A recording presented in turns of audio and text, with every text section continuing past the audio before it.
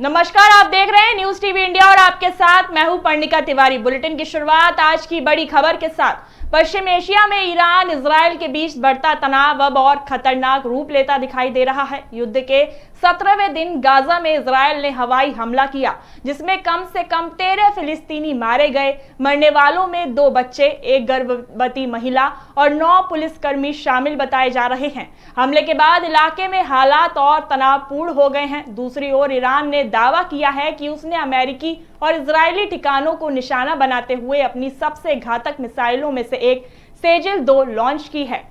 Missile को कुछ लोग डांसिंग मिसाइल भी कह रहे हैं। बढ़ते संघर्ष का असर वैश्विक बाजार पर भी दिखने लगा है और कच्चे तेल की कीमतें $100 प्रति बैरल के पार पहुंच गई हैं। इसी बीच इजराइल के प्रधानमंत्री बेंजामिन नेतन्याहू का एक वीडियो सामने आया। सोशल मीडिया पर दावा किया जा रहा था कि ईरानी हमले में उनकी मौत हो गई है और इजराइल एआई वीडियो जारी कर रहा है, जिसमें उनकी 6 उंगलियां दिखाई दे रही हैं। हालांकि इस दावे की पुष्टि नहीं हुई है। वहीं एक रिपोर्ट में यह भी कहा जा रहा है कि ईरान के नए सुप्रीम लीडर मुज्तबा खामनेई रूस जा चुके हैं और उनका रूस में इलाज जारी है।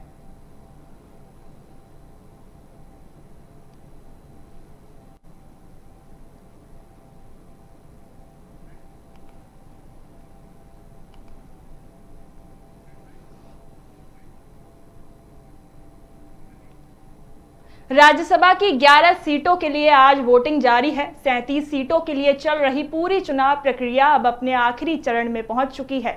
इनमें से 26 उम्मीदवार पहले ही बिना मुकाबले जीत चुके हैं। अब सभी की नजर बची हुई 11 सीटों पर है, जहां आज वोटिंग हो रही है। ये वोटिंग 3 राज्यों में हो रही है, जिसमें बिहार की 5 सीटें, उड़ीसा की 4 सीटें और हरियाणा की 2 सीटें शामिल हैं। वोटिंग सुबह 9 बजे से शुरू हो चुकी है और शाम 4 बजे तक नतीजे आने की उम्मीद जताई जा रही है।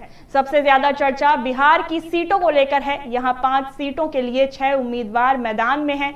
माना जा रहा है कि जेडीयू के नीतीश कुमार और रामनाथ ठाकुर की जीत लगभग तय है। वहीं बीजेपी के नितिन नवीन और शिवेश कुमार भी मजबूत स्थिति में बताए जा रहे हैं, लेकिन असली मुकाबला 5वीं सीट पर है। यहां एनडीए समर्थित उपेंद्र कुशवाहा और आरजेडी के अमरेंद्र धारी सिंह के बीच सीधी टक्कर देखने को मिल रही है। उधर ओडिशा में 4 सीटों के लिए 5 उम्मीदवार मैदान में हैं, जबकि हरियाणा में 2 सीटों के लिए 3 उम्मीदवार चुनाव लड़ रहे हैं। अब सबकी नजर आने वाले नतीजों पर है, जो इन राज्यों की सियासत की नई तस्वीर साफ करेंगे।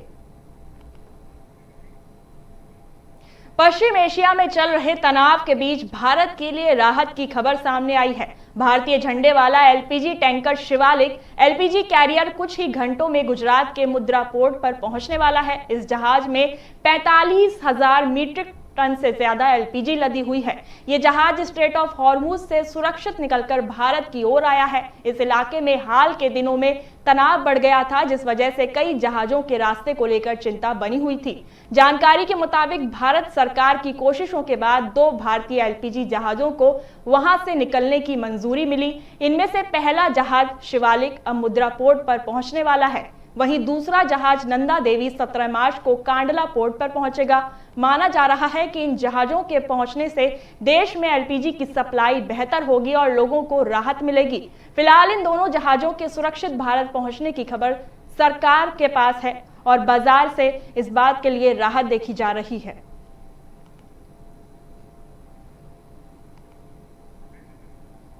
तो आपको बता दें कि भारत के लिए राहत की खबर सामने आई है।